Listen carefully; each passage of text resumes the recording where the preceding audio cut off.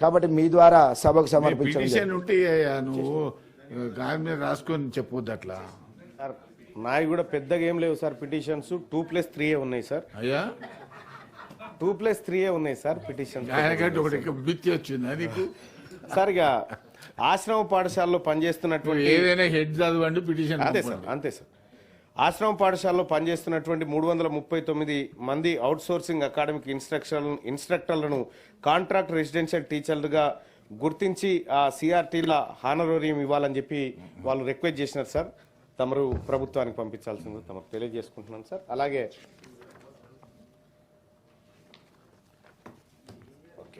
గట్టిగా యూనివర్సిటీల్లో పనిచేస్తున్నటువంటి పార్ట్ టైం లెక్చరర్లను అసిస్టెంట్ ప్రొఫెసర్లుగా గుర్తించడం గురించి వాళ్ళు నాకు ఒక పిటిషన్ ఇవ్వడం జరిగింది సార్. అదేవిధంగా వారికి కూడా అకాడమిక్ ఇయర్కు మాత్రమే కాకుండా 12 నెలలు శాలరీ ఇవ్వాలని వాళ్ళు రిక్వెస్ట్ చేస్తూ ఉన్నారు సార్. ఆ పిటిషన్ తమరికి పంపిస్తూ ఉన్నాను సార్. ఇక వైద్య ఆరోగ్య కుటుంబ సంక్షేమ శాఖలో ఏళ్ల తరబడి పనిచేస్తున్నటువంటి అవుట్సోర్సింగ్ ఉద్యోగులు వాళ్ళు దీర్ఘకాలిక డిమాండ్లను ప్రభుత్వం దృష్టికి తీసుకెళ్లాలని చెప్పి కోరుతూ పిటిషన్ ఇవ్వడం జరిగింది సార్. అందులో ఒక్క డిమాండ్ చెప్తాను సార్. అవుట్సోర్సింగ్ లను రద్దు చేయాలని చెప్పి చెప్తా ఉన్నారు సార్. అవుట్సోర్సింగ్ రద్దు చేయడం వల్ల ప్రభుత్వానికి లాభమే తప్ప నష్టం లేదు అధ్యక్ష. అలాగే ఇక ఇది మీరు ఎందుకంటే నా సొంత గ్రామానికి సంబంధించింది సార్. తుర్కపల్లి మండలం మాదాపురం సార్, యాదాద్రి భువనగిరి జిల్లాలో ఉంటుంది సార్. మండల కేంద్రానికి కావాల్సినటువంటి అన్ని అర్హతలు ఆ గ్రామానికి ఉన్నాయి సార్. గత కొంతకాలం నుంచి ఆ డిమాండ్ ఉంది. అలాగే ఆలేరు నియోజకవర్గంలో అటు రాఘవపురం కానీ ఇటు మాదాపురం కానీ 2 మండల కేంద్రాలు కావడానికి అవకాశం ఉంది సార్. మీ నియోజకవర్గంలో 8 మండలాలు ఉన్నాయి. ఇంకొక 2 చేసుకుందాం సార్, 10 అయితే సార్.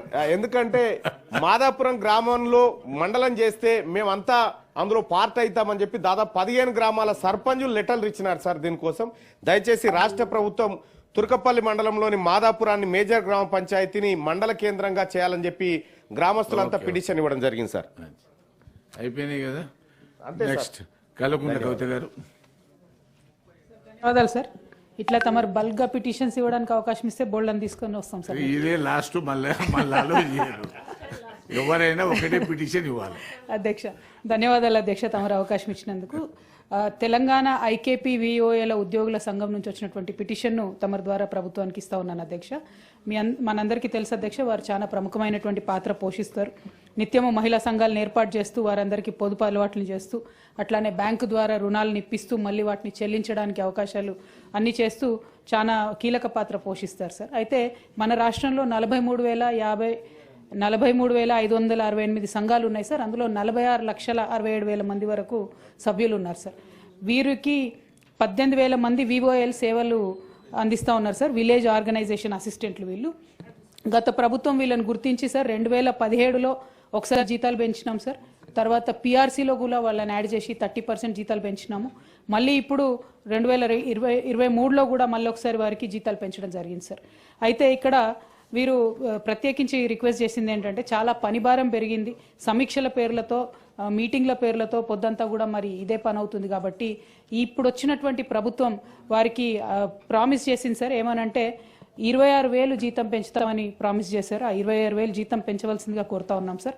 అట్లానే ఎవరైతే విఓఏలకు సీసీలుగా ప్రమోషన్ వచ్చే అవకాశం ఉంటుందో వారిని ప్రమోషన్ ఇవ్వవలసిందిగా కోరుతా ఉన్నాం సార్. అట్లానే ప్రతి గ్రామానికి మహిళా సంఘ భవనాలు నిర్మించి ఇవ్వాలని వారు కోరడం జరిగింది సార్. అదేవిధంగా ప్రతి వివోఏకు ల్యాప్టాప్ ఇవ్వాలని చెప్పి వారు కోరడం జరిగింది సార్. నెట్ సౌకర్యం అయితే ముఖ్యమైనది లాస్ట్కు వాళ్ళు అడిగింది ఏంటంటే సార్, చాలా మీటింగ్స్కి తీసుకెళ్తా ఉన్నారు సార్ వాళ్ళని. గౌరవ ముఖ్యమంత్రి గారు ఈ మధ్య వరుసగా మీటింగ్స్ పెడతా ఉన్నారు. వరంగల్లో మీటింగ్ అయితే సార్ దారుణంగా మా నిజామాబాద్ నుండి మహిళల్ని తరలించినారు సార్.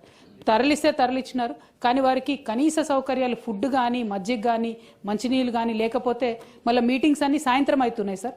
ఆ సాయంత్రం అయిన మీటింగ్కి వాళ్ళు ఇళ్లలోకి వచ్చే వరకు రాత్రి 1 గంట అవుతున్నటువంటి పరిస్థితి ఉంది. So safety of the women is of utmost importance sir.